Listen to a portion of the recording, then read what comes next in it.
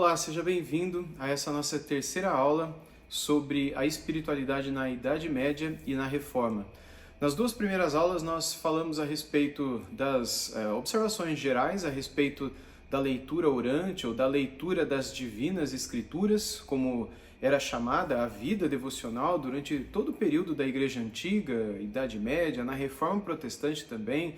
Se nós estudamos a vida dos pós-reformadores e dos puritanos, nós vamos encontrar vários deles mencionando esses passos daquilo que era chamado de leitura divina, ou lessio divina, ou lectio divina, dependendo da sua pronúncia do latim, nas quais eles contemplavam 4 passos ou 4 degraus para que a pessoa pudesse se aproximar de Deus. A gente já falou sobre isso na aula passada.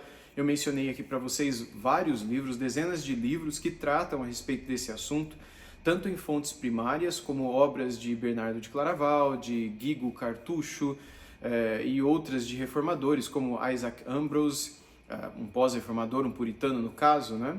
E tantos outros, inclusive nos dias atuais, onde nós temos autores que escrevem a respeito disso que eles chamavam de prazer da alma, ou de recreio da alma, como Tom Schwanda, que é um teólogo e historiador contemporâneo nosso, que escreveu justamente sobre isso, sobre esse momento que ele chama de místico, na qual há uma união espiritual invisível, por isso chamada de união mística, entre nós e o Senhor Jesus, e que se dá justamente no nosso momento de silêncio, no nosso momento de devoção, no nosso momento de encontro diário com o nosso Senhor e Salvador.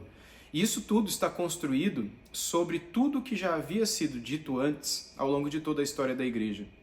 A análise que o Tom Schwanda faz no seu livro Soul Recreation, que eu mencionei na aula passada aqui para vocês, é construída sobre obras de Isaac Ambrose, por exemplo, sobre obras de outros puritanos, né? Eu não vou ficar aqui mencionando todos eles, nós mencionamos vários na aula passada, hoje eu vou mencionar alguns também, e não só esses pós-reformadores, mas como alguns reformadores também, como o próprio Lutero, João Calvino, Zwinglio, Martin Butzer e tantos outros, alguns também da reforma inglesa, a reforma anglicana, que se debruçaram sobre o tema da meditação, que é o tema da nossa próxima aula, e outros, né, que na Idade Média também estabeleceram sobre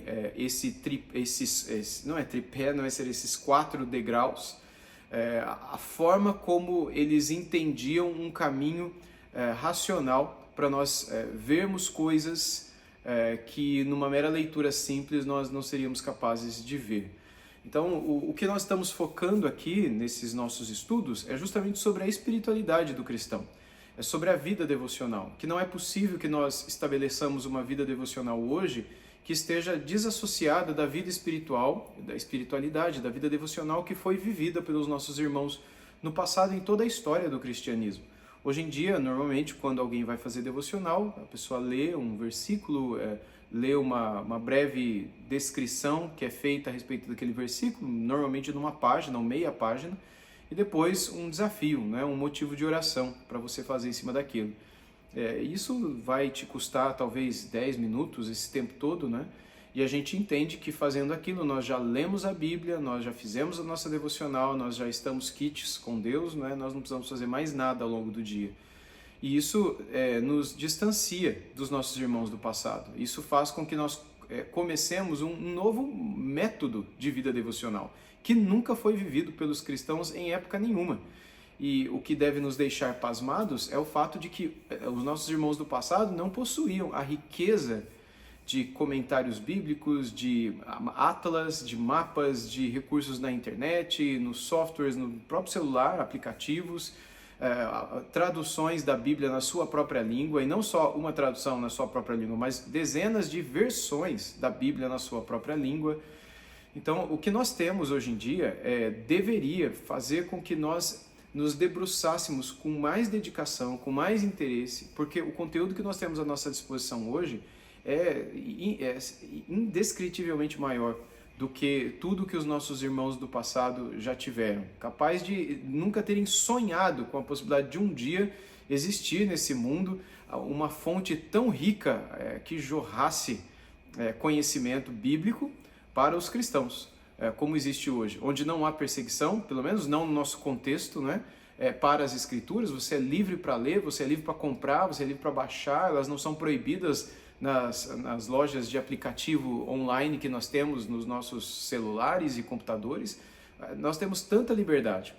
Por outro lado, nós temos tanta preguiça, né? Nós temos tanta negligência e tanto distanciamento de Deus e da sua palavra. Eu quero começar o nosso estudo de hoje lendo 3 versículos que estão no Salmo 119, que exaltam a palavra. E isso tudo porque o básico dos degraus que constroem a vida espiritual, a espiritualidade e a vida devocional dos nossos irmãos, tanto na Reforma quanto na Idade Média, antes deles, se baseava na leitura das Escrituras, na meditação das Sagradas Escrituras, na oração sobre aquilo que foi lido nas Sagradas Escrituras e a contemplação. E eu quero mastigar isso com vocês nas nossas próximas 4 aulas. Na de hoje, nessa de agora, nós veremos a respeito da leitura, propriamente dita, alexio ou alectio. Na próxima aula, nós veremos a respeito da meditação, a meditatio ou meditatio, não é? Na seguinte, nós veremos a respeito da oratio, ou horácio.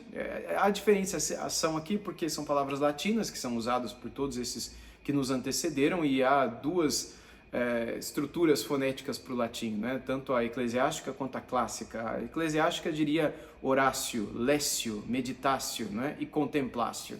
Já a clássica, se você nunca estudou latim, se um dia quiser estudar, recomendo muito, seria lectio, meditatio, oratio e contemplatio, né?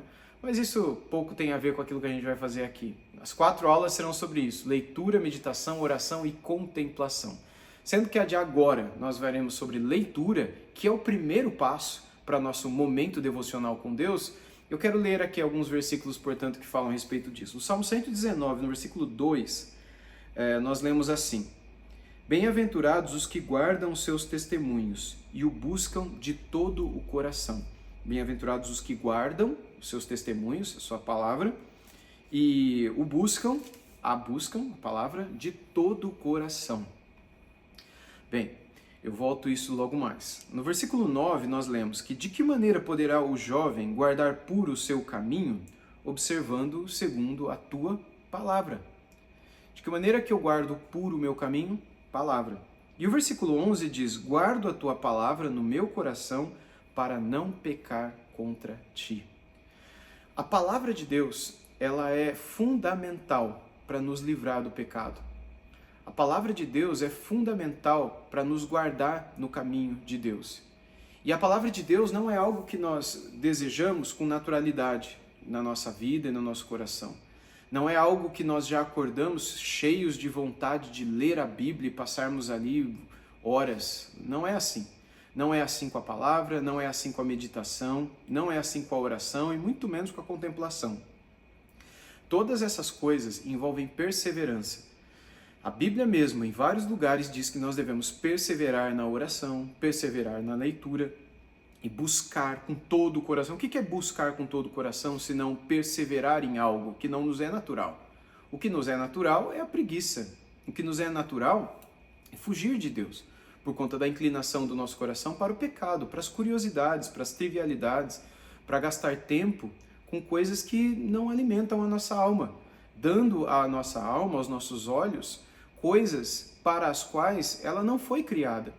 E com isso a gente não só perde tempo e perde a vida, mas a gente acaba se colocando à mercê de cair, de se desviar, porque nós estamos nos expondo a coisas que nossa alma não foi criada para ser exposta àquelas coisas. E quando eu entendo, eu preciso ter um tempo com Deus, eu vou pegar a Bíblia, vou ler a Bíblia, eu quero ter um tempo devocional, vou cultivar aqui a minha espiritualidade. E você vai ter que perseverar. Talvez você comece a ler, seus olhos comecem a cansar, talvez você não entenda nada do que você está lendo, talvez vai dar sono, talvez você vai ficar confuso e outras coisas podem vir à tua mente. E o que você faz nesse momento todo? A perseverança é fundamental. Eu vou falar a respeito disso ao longo aqui das próximas aulas, né? Da importância de você conhecer o que está ali, de qual livro buscar, que trecho buscar, leio muito ou leio pouco, com que objetivo. Ainda hoje eu vou falar um pouco a respeito disso com vocês. Mas o foco é que eu e você precisamos da palavra. Se nós não formos a ela, nós não temos o alimento básico para a nossa sobrevivência espiritual. E a palavra, como eu já disse em aulas atrás, ela não é um livro meramente, ela é uma pessoa. A palavra de Deus é viva e é eficaz. Ela não é uma letra morta, ela não é qualquer outro livro que você e eu tenhamos na nossa estante. Ela não é como esses outros livros que estão aqui atrás de mim e que são mortos. Os seus autores, esse no caso desses aqui especialmente, a maioria deles, ou se não todos eles, estão mortos já. E talvez você conheça e tenha, como eu também tenho, livros cujos autores estão vivos. Eu mesmo sou autor de alguns livros. Porém, quando nós falamos da Bíblia, nós não estamos falando de um livro como todos esses, como outros livros que eu escrevi, por exemplo, ou livros destes que estão aqui atrás de mim, que estão na minha frente, que estão espalhados aqui pela casa. Você está falando de uma outra coisa. A palavra de Deus é uma pessoa, o verbo, a palavra. João, o apóstolo, escreveu no seu evangelho, no capítulo 1, no versículo 14, que ele se fez carne e habitou entre nós. E ele diz, nós vimos a sua glória como a glória do unigênito do Pai. Quem que era esse unigênito? Quem era aquele cuja glória expressava a glória do Pai? Era o verbo. E quem era o verbo? Quem era a palavra? Quem era o logos sobre o qual ele mencionava? Era o nosso Senhor e Salvador Jesus Cristo. Logo, quando nós falamos desse livro, nós estamos falando de uma pessoa. Assim, a sua postura, a sua atitude diante do livro não tem como ser igual a de todos os outros livros. Tem de ser diferente, para que você experimente um relacionamento. Não se trata de uma leitura convencional, mas de uma leitura dialogal, na qual você fala, na qual você ouve, na qual você pensa naquilo que você ouviu, aí depois você responde. É como se você estivesse diante de uma pessoa, diante de um espelho. Essa é a ilustração que Tiago dá na sua epístola, porém ali ela menciona esse espelho como não espelhando para a Cristo, mas para você mesmo, né?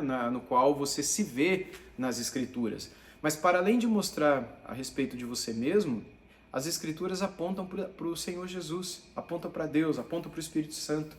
De modo que o nosso contato com as Escrituras precisa ser de perseverança, precisa ser de todo o coração, precisa ser como que na busca para se relacionar com alguém, para conhecer alguém, para aprender de alguém, para poder amar alguém. E também para, ouvindo desse alguém, poder ser livre de tudo aquilo que pode desviar a minha vida, que pode destruir a minha alma, que pode me levar para o inferno, que pode me seduzir e me enganar, longe dela. Eu posso achar que eu sou alguém que eu, na verdade, não sou. Eu posso achar que eu estou, como Jesus diz no Evangelho de Lucas, né, comendo com ele, bebendo com ele, andando com ele, e no dia que ele voltar, ele vai dizer, eu não sei quem você é não, nunca te conheci. Ou como Mateus também, acho que é Mateus que diz, não é, que muitos terão profetizado em meu nome, curado em meu nome, expulsado demônios em meu nome. E ele diz, eu nunca conheci vocês. Então, nós precisamos, ao analisar o nosso coração, sondar para ver se a nossa motivação na leitura das Escrituras para esse momento espiritual, esse momento devocional, ela tem a motivação correta, que é de encontrar uma pessoa do outro lado. É olhar para uma janela, as Escrituras também são isso, para poder, do lado de lá dela, encontrar uma pessoa com quem eu quero me relacionar profundamente. Esse é o primeiro degrau da escadaria que nos leva para esse momento com Deus. Depois disso você vai meditar, eu vou falar disso na nossa próxima aula. Depois você vai orar, que é outra coisa. Depois você vai contemplar, que é o fim de tudo, né? E eu quero ler algumas frases aqui para você agora, que elas são muito especiais e que elas têm a ver justamente com o pensamento antigo desses nossos irmãos na fé, a respeito da leitura da palavra de Deus, né? Da santa leitura da palavra de Deus. Então, a primeira coisa é essa, a gente tem que ter em mente. Quando nós abrimos as Escrituras, quando nós vamos ter um momento devocional, quando os nossos irmãos do passado tinham, na Idade Média, como Bernardo de Claraval, ou na época da Reforma, como Calvino, por exemplo, ou os outros depois dele, né? Eles iam para as Escrituras, havia toda uma preparação para aquilo. Então, o momento devocional não é um momento em que você pega a Bíblia, abre a Bíblia e começa a ler. Não é assim. Você precisa preparar. Mais uma vez, você não está pegando qualquer livro, você não está pegando um romance, você não está pegando um livro de história. Embora ali tenha romances e histórias, né, narrativas, poemas e tantas outras coisas mais, mas você está buscando um relacionamento. Você quer ouvir a voz de alguém. E por causa disso, a primeira coisa que você tem que fazer é se preparar.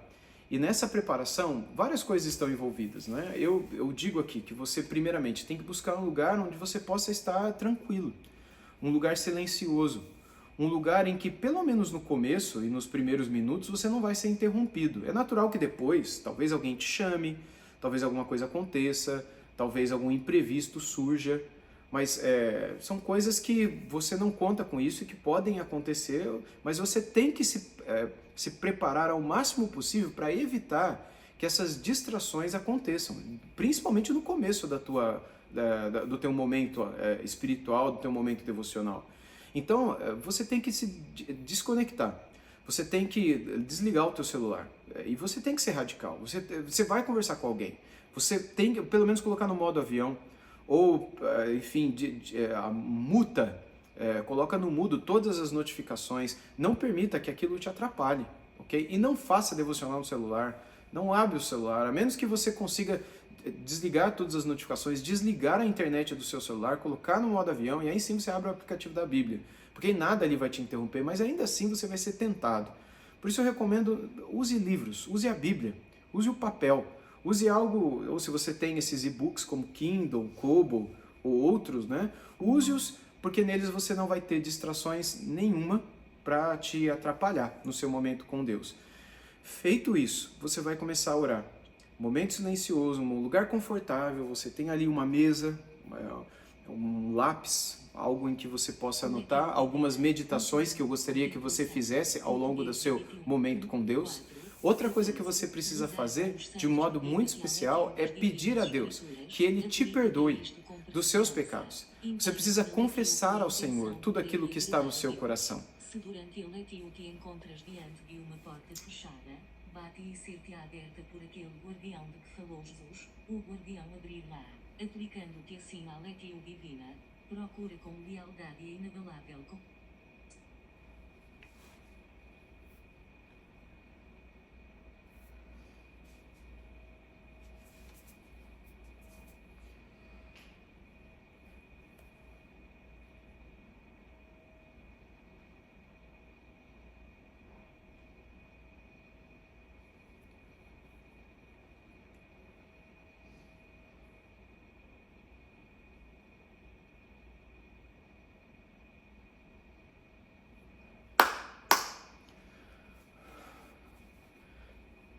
Uma vez que você colocou o teu celular em modo avião, em que você se desfez de todas as distrações, eu te oriento a confessar os seus pecados, a olhar para dentro de si, talvez silenciar a tua mente.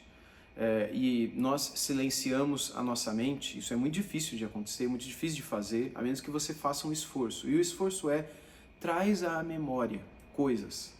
Então começa a pensar no seu dia, ou talvez no dia anterior, se você está fazendo esse momento devocional bem cedo. Então, começa a lembrar de erros, de pecados, de tudo que talvez você tenha feito e que ofendeu a Deus.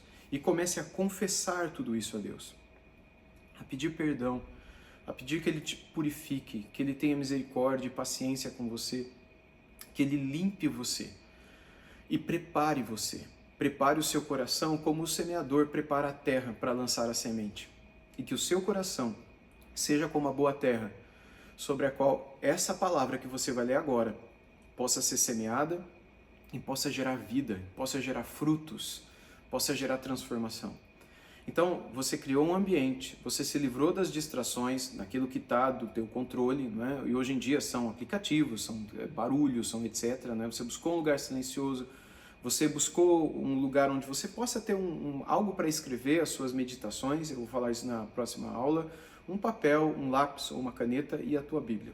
Você não precisa de mais nada, porque junto de você agora está o Senhor e o Espírito Santo, e você vai ouvi-lo falar com você. Então, que nada interrompa esse momento. Seria a mesma coisa que você saísse com uma pessoa que você gosta muito, que você ama muito, e você quer ter um tempo com aquela pessoa, e aí você sai e leva o celular e fica olhando toda hora as notificações, mensagens de WhatsApp que estão te mandando, e fica respondendo no meio da a pessoa ali olhando para você, querendo falar com você, e você em outro mundo. Então, se você não faz isso com uma pessoa que você ama e que você quer conhecer melhor, você não vai fazer isso com Deus também. Então, você tem que respeitar esse momento e confessar os seus pecados e pedir que Ele prepare o terreno para que então você possa ler a sua palavra. Tem algumas coisas interessantes aqui que eu gostaria de ler para vocês e que estão relacionadas ao pensamento dos nossos irmãos do passado.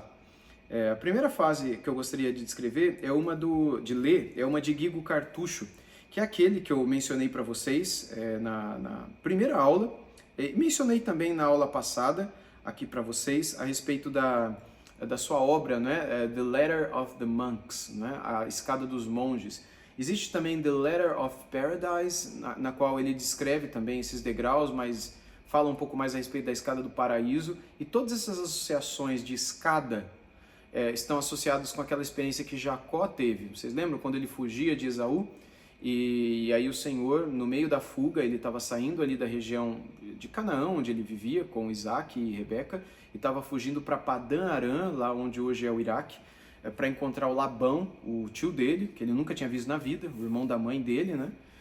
E no meio do caminho ele dorme e ele tem um sonho, e aí nesse sonho, visão, né? Ele vê uma escada e anjos subindo e descendo. Então Deus depois fala com ele, Deus promete coisas a ele, Deus ali renova diante dele e com ele a aliança que já havia feito com o pai e com o vô dele, o Abraão e o Isaac, né?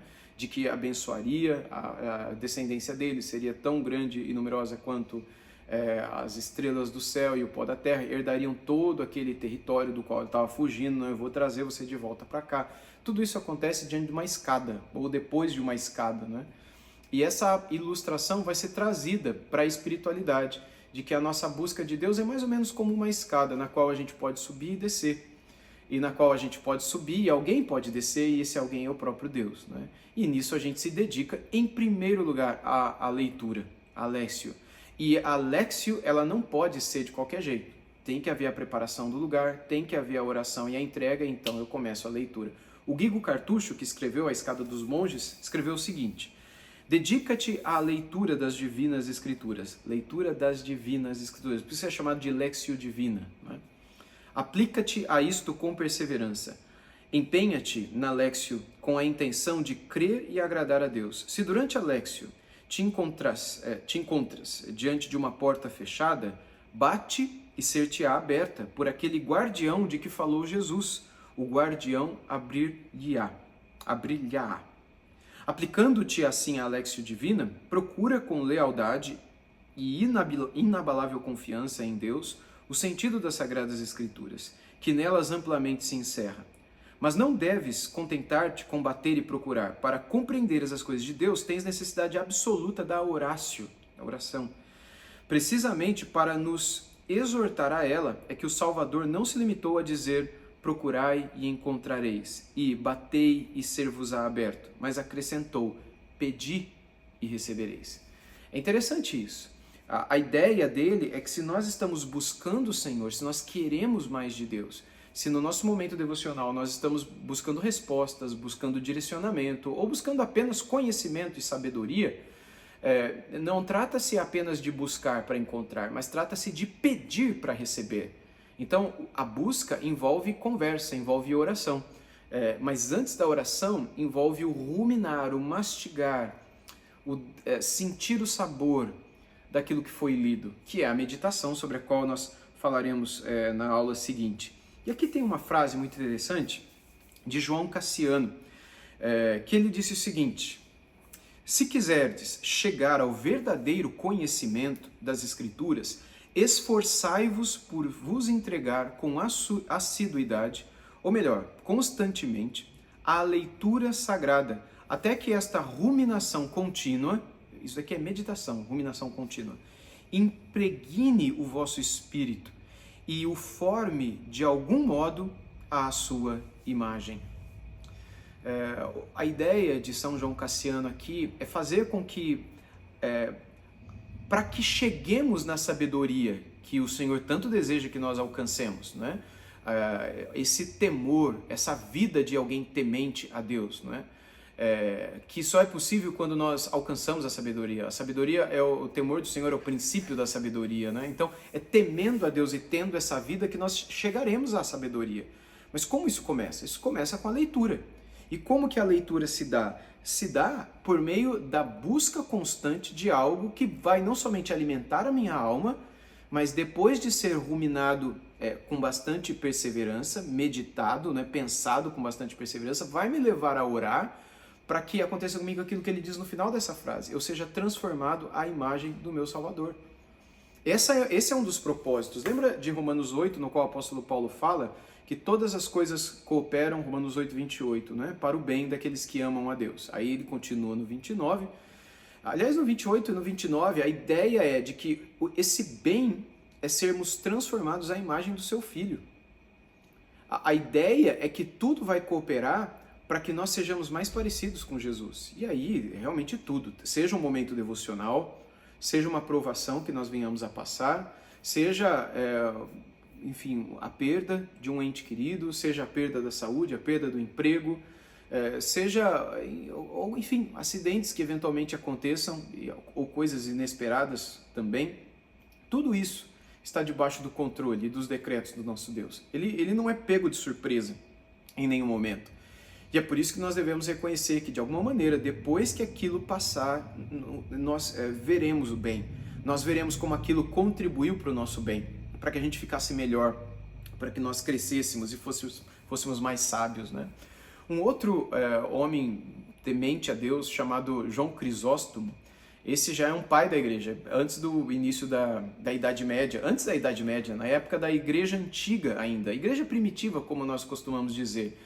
João Crisóstomo tinha o apelido de ser a boca de ouro, devido à forma extraordinária como ele pregava. É conhecido como o maior orador cristão da antiguidade, o maior pregador de toda a antiguidade, da igreja primitiva. E o João Crisóstomo, ele diz o seguinte, no século V isso, em Constantinopla, né, onde ele exortava os fiéis a lerem as Escrituras. Ele diz assim, abro aspas aqui, as Sagradas Escrituras não nos foram dadas para que as deixássemos nos livros, mas para que as gravássemos no coração, pela leitura e meditação. Lembra daquilo que eu li para vocês no início dessa nossa aula, lá no Salmo 119, que nós devemos buscar as Escrituras com todo o nosso coração, e depois como o jovem poderá guardar puro o seu coração, guardando a sua palavra, meditando na sua palavra, guardando a sua palavra no seu coração. Guardar a palavra no coração, literalmente, é decorar, é memorizar aquilo que está escrito. E mesmo que você diga que você tem uma memória fraca, a verdade é que você não a tem. O ponto é que você não está sabendo usar a tua memória, não está sabendo fortalecer a tua memória. E nós fazemos isso, via de regra, porque nós alimentamos a nossa memória com curiosidades, com trivialidades, e ela não foi feita para isso. A nossa memória foi feita para coisas grandiosas. É por isso que quando nós decoramos algo e nós dizemos que memorizamos esse algo, nós as guardamos na memória, nós as confiamos à memória. E a memória foi feita para isso, para guardar, reter grandes coisas. Mas quando nós não a aplicamos a essas grandes coisas, a gente apenas dá a ela coisas rápidas, coisas que se a gente esquecer não vai ter problema. Como, por exemplo, fotos que a gente vê numa rede social, ou notícias que a gente lê num jornal, ou histórias que a gente viu numa série que passou na televisão, coisas que a gente assiste hoje que talvez a gente lembre de alguma coisa amanhã, mas não faz tanta necessidade, nem tanta diferença na nossa vida se a gente guardar ou não. Foram curiosidades, distrações. E não há nada de errado com curiosidades e distrações. O ponto é que a gente não foi feito para isso. E o problema é que hoje a gente só faz isso. A gente só alimenta a nossa alma com curiosidades. E com isso a gente está matando a nossa memória. Então não é que você não a tem. O problema é que você está dando a ela coisas que não a fortaleçam, né? É a mesma coisa, não é que você não tem músculos. Se você não é uma pessoa musculosa, você tem músculo. O problema é que muitas vezes você erra no alimento que você dá ao seu próprio corpo, que não propicie o fortalecimento muscular e a saúde do teu corpo. Quando nós tratamos mal do nosso corpo e não nos exercitamos e tudo mais, tudo isso que você já sabe, né? Você vai achar que você não tem aquela capacidade que outros têm, quando na verdade você tem. O problema é que você não está cuidando disso, né? Você não está dando a você mesmo aquilo que você deveria dar para poder te trazer mais saúde e força. Você não está se exercitando como você deveria se exercitar, para você poder ter mais saúde. Então, é a mesma coisa na nossa alma. Nós somos capazes sim, como os nossos irmãos do passado eram. O problema é que nós muitas vezes não fortalecemos a nossa memória. E como a gente faz isso? Bem, guardando na memória aquilo que ela foi criada para, que é a palavra de Deus. E a gente pode aplicar isso a outras coisas também, mas a palavra de Deus, sem dúvida nenhuma, é a coisa principal. E o próprio João Crisóstomo, esse pastor de quem eu falei há pouco, ele diz o seguinte, numa outra pregação, a anterior foi sobre um texto de João, essa daqui é sobre um texto de Mateus. Ele diz assim, eis a grande falha dos nossos tempos. Isso no século V, 400 e alguma coisa depois de Cristo, tá? Mais de 1500 anos atrás. Ele diz, eis a grande falha dos nossos tempos. Imagina, pensar que a leitura da Escritura só serve para religiosos, quando as pessoas do mundo dela necessitam mais do que eles. Com efeito, os que estão em pleno combate e recebem novos ferimentos, todos os dias têm mais necessidade de remédio que outros. Então a Bíblia não é só para quem depende dela, vive dela, prega ela, ensina ela e trabalha com ela. Os teólogos, os pastores, os padres, seja lá quem for que você queira mencionar, que vive da palavra e fala a palavra e o tempo todo vivencia isso. Não, a palavra é para todos. Especialmente aqueles que se expõem ainda mais ao pecado, às lutas, às batalhas espirituais, às tentações. Eles precisam mais desse escudo e dessa espada para lutar contra tudo aquilo que quer destruir a sua alma. O Guigo, mais uma vez eu cito ele aqui, agora já na Idade Média, ele disse, a leitura, de certo modo, leva à boca o alimento sólido. E aí ele completa, não é? Com aquilo que veremos nas aulas seguintes. A meditação o mastiga e tritura. A oração consegue o sabor. A contemplação é a própria doçura que regala e refaz. Eu vou explicar tudo isso e vou meditar sobre tudo isso com vocês. Mas eu quero apenas deixar aqui com vocês, nessa aula, de que a leitura ela não é um fim em si mesma, mas ela é apenas o ato de você pegar a comida e trazer na boca. Se você apenas pegar a comida e trazer na boca, você não vai sentir o sabor dela. Enquanto você não a leva a língua ao palato, enquanto você não a mastiga e não permite que com esse mastigar os sabores dela explodam na sua boca e você sinta prazer naquilo, né?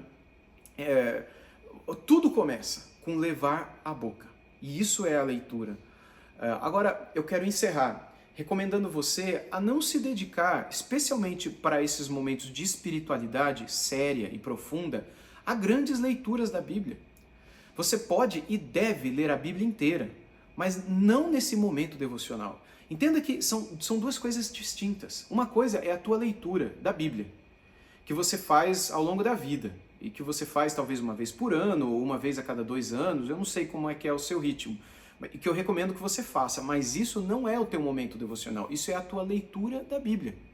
O momento devocional, o momento de espiritualidade, é feito com coisas pequenas, com passagens pequenas, e aqui o menos é mais, o pequeno é grande. Aqui, quanto menos você se expõe, mais você consegue reter, mais você consegue abstrair, mais você consegue meditar, mais você consegue memorizar. E é natural que seja assim, você não vai conseguir memorizar 5 capítulos de Mateus, os primeiros 5 capítulos. Você é capaz de fazer isso, lógico que você é, mas você não precisa fazer isso. Talvez você possa começar lendo um capítulo. E nesse um capítulo, leia-o 1, 2, 3 vezes. E depois, anote aquilo que mais te chamou a atenção ali. Leia, releia. A atitude de reler, de repetir o que se leu, ela é a coisa mais natural do mundo, desde o início da história do cristianismo. Hoje em dia a gente passa correndo e a gente não quer voltar, porque senão a gente vai perder tempo, a gente não consegue terminar os capítulos que a gente tem que ler hoje. Não. Isso é a sua leitura, não tem nada a ver com a tua vida devocional. A tua vida devocional fica num versículo só, se for necessário.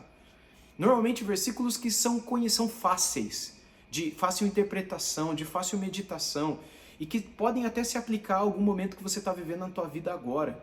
É sobre esses textos menores e curtos que os nossos irmãos do passado meditavam e viviam a sua devocional. Ah, mas isso significa que eles não liam a Bíblia? Liam mais do que a gente.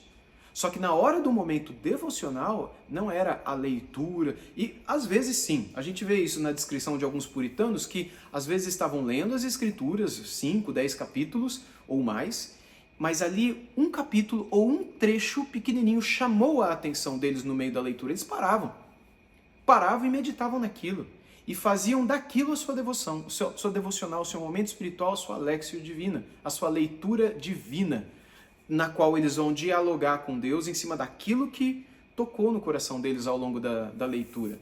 Portanto, a leitura é isso, ela não termina aí. Ainda tem a meditação, ainda tem a oração e a contemplação, mas a leitura é isso. Aplique-se à leitura, mas aplique-se também a textos curtos. Ou, de repente, você pode selecioná-los dessa leitura maior que você faz ao longo do ano. E há coisas que te chamam a atenção, histórias, parábolas, pequenas narrativas, versículos ou trechos de versículo que te chamaram a atenção. Anote, escreva em algum lugar, tira uma foto, faz qualquer coisa e fica ao longo do dia naquilo. Isso é a meditação sobre a qual eu vou falar com vocês na nossa próxima aula. Deus te abençoe e até lá.